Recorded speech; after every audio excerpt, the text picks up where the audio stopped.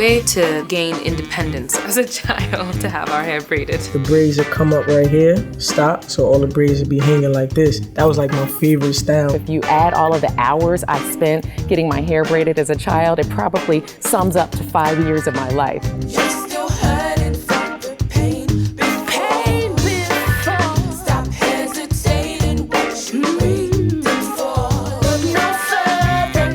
You're straight up stealing.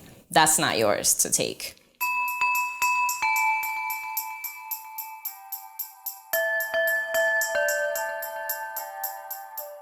The first memory of braids would be as a young girl sitting down in between my mother or a family member's legs for them to braid my hair. Or I would get barrettes put all over my head, and we called it bubbles. Everything that I was exploring as a child, my hair was always about locking and twisting and rattling hair and tying it up, getting the roots twisted, shampooing the locks. Put your hair in and it looked decent and you could roll around in the grass and still go to church on Sunday, you know? I was just so determined to learn. I would go to this girl that was like the best braider in our town. You know, she was nice enough to teach me how to braid, and I just kept on practicing on my friends, and I would take the stuff to school and braid in school and braid after classes, and I would stay like braiding the teachers and stuff like that. Your homegirl braided your hair. Sometimes they would, add hair for lane. During lunchtime, my friends would be taking my braids out, and I'd wear like the crinkly hair and rock that all day. I did my first set of individuals on my own head, and it took me 3 days. 3 straight days. Like, I only stopped to eat and use the restroom. That's it. One of my homeboys,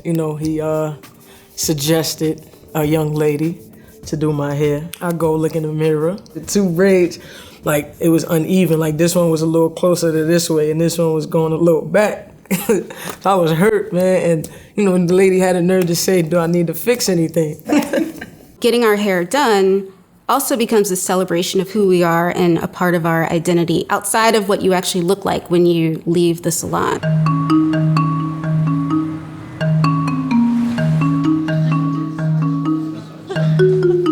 There's so much that you can do with black hair, whether it's straight or twisted or braided. It's so beautiful and it's so malleable. You might have someone who's doing a fishtail braid, which is just one big braid in the back.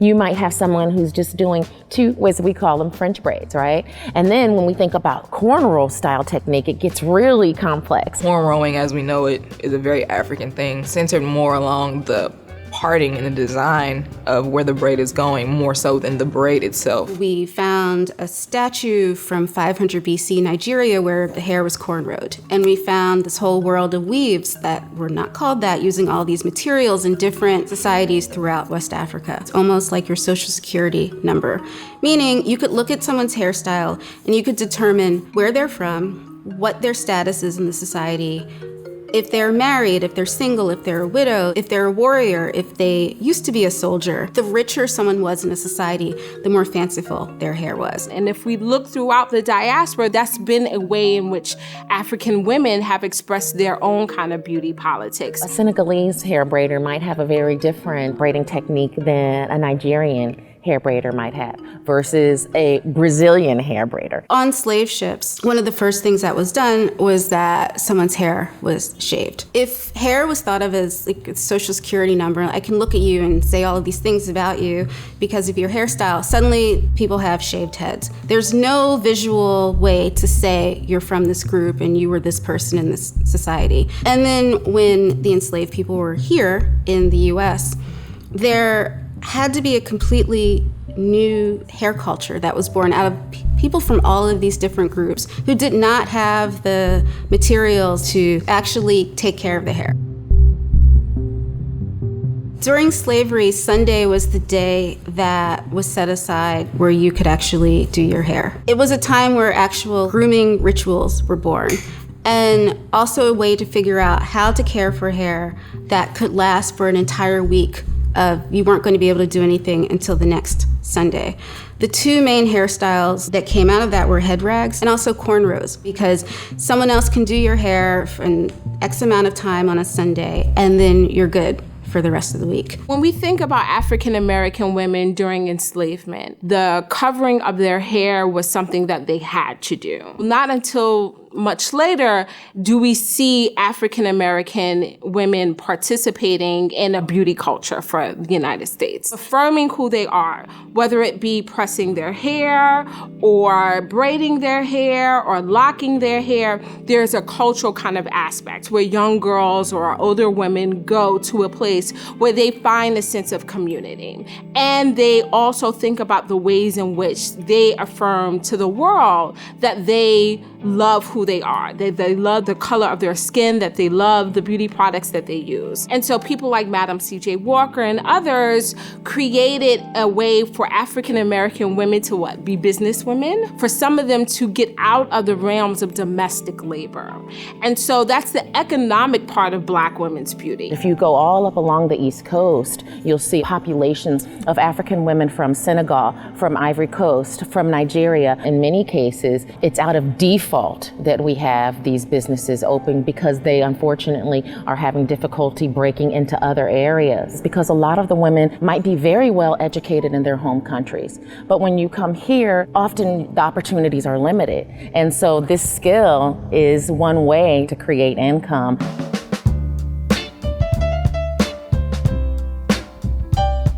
When I moved here, I probably had like $3,000. In like 5 months, that was done. I was so broke. I was like sleeping on the floor on a friend's apartment. So that was the point that I was like, oh my God, I'm gonna really have to go back. Like I had nothing. And then I just started running into clients that were my old clients from the island, and they were like, oh, I know this shop that needs a braider. Dominicans, they show me so much love out here. It was a wrap. Like I was flooded every day. Oh, Dingy's the truth. You know what I mean? If you didn't know, you better ask somebody.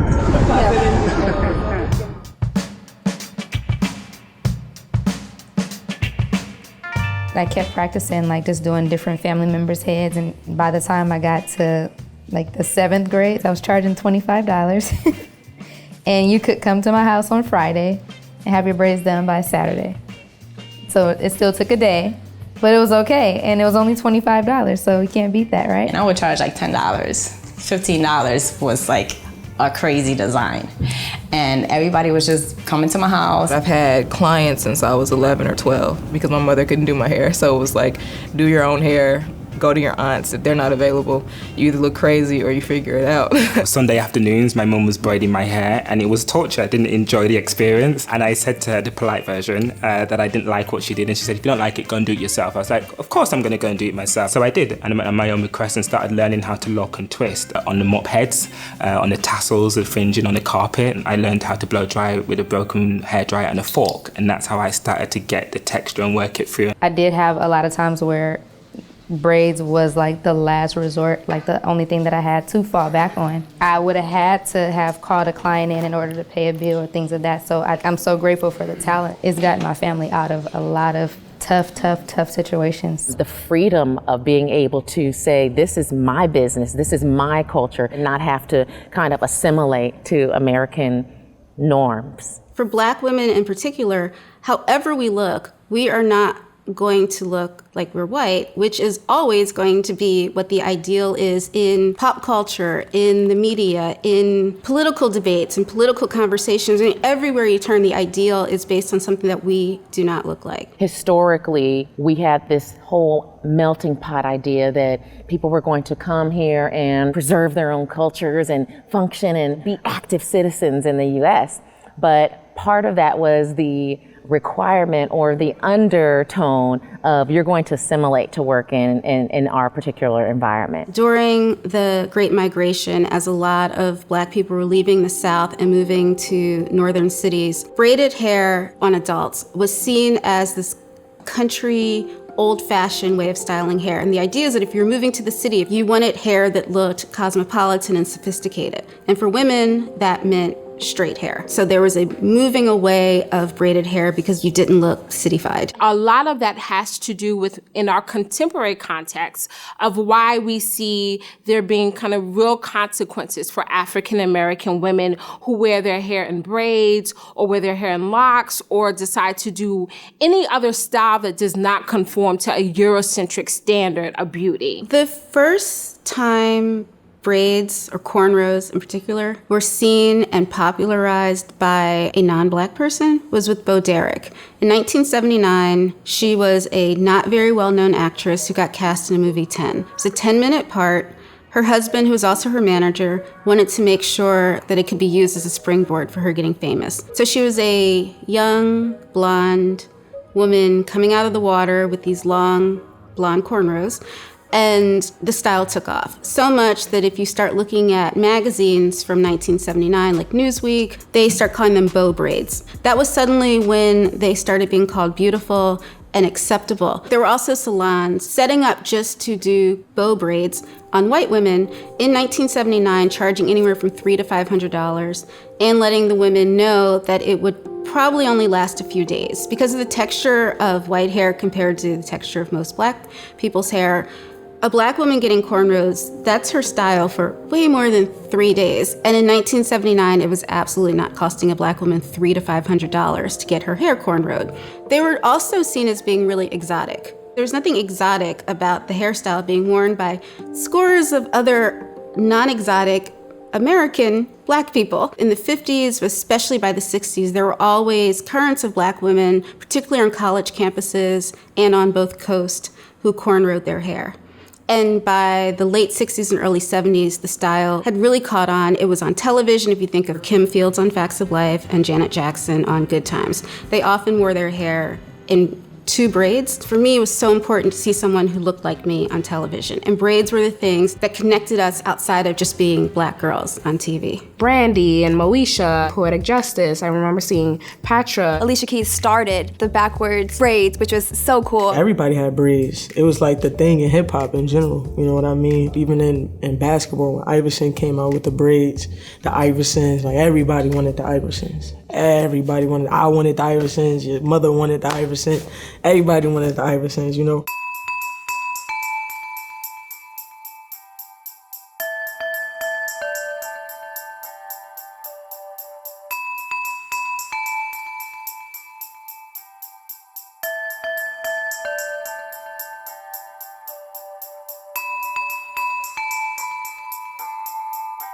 What you see is there's this kind of glorification for African American women's beauty, something that's raving across.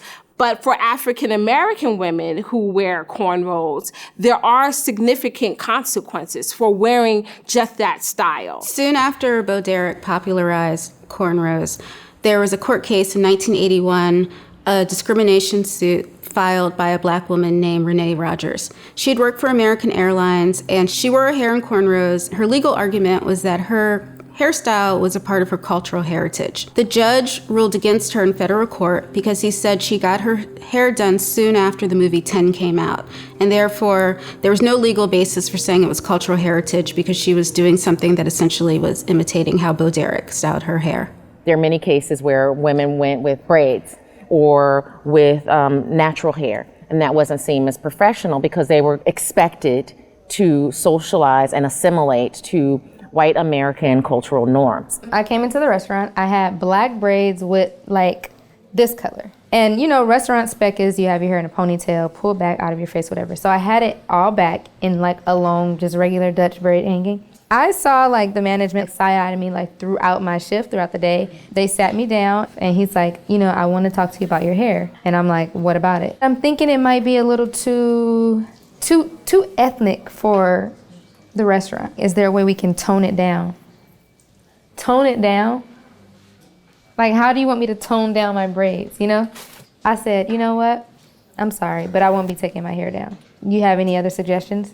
He goes, well, I'm gonna have to contact corporate and see how we can handle this because I just don't think it's restaurant spec. Okay. The next day, he told me I didn't have to come in for my shift. It's because there's this general understanding that if you want a black person to appear scary or not like fitting in with quote unquote American values, it's to show us with natural textured hair. The running joke now at that restaurant, since I've opened the braid bar, over half of his staff gets their hair braided here, all of the white girls. There are even white girls there in faux locks. People tell me like, oh, I gotta get my hair braided, but I gotta take it off Monday because it's not corporate, you know, for work.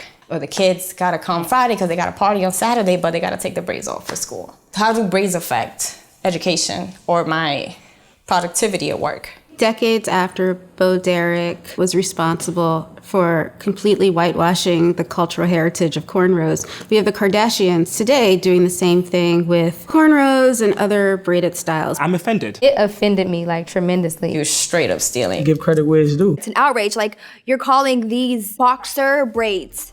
No, these are cornrows. It's not a new trend. They've been killing it, innovating it in Africa for years. Boxer braids, whatever the fuck those are, they're actually really shitty braids too. Anybody that knows anything about braids will tell you that those were bad braids. I know I've been in braids all my life. I can tell you at least 30 years of it ain't new. I've never known a time without braids. It's the audacity to confidently name something that you did not create, that has existed for years. That's something that's problematic. Correct it. Just say like, you know what? We didn't come up with that, but it's cool. Like, we like it, but this is not ours. You know, we didn't come up with this. I was so bitter. I was telling people, if you call me to book an appointment for boxer braids, good luck on your appointment. You will not get it. It's deeply offensive that people who have made so much money off of taking these parts of Black culture and appropriating them would not even get the correct terminology behind them to just describe what they've appropriated. When things are coming into a high fashion realm and they are magically something really cool and people that are upper class can wear them and, you know, be cool and edgy, it's just kind of like a slap in the face to the people who were told they were ghetto and getting nasty looks when they were wearing it. I do get offended when you see box braids being labeled as XYZ in a fashion that is not in its most authentic self, because it's suppressing my culture, which too often gets suppressed. So at least when you are trying to globalize it, come correct. That's all.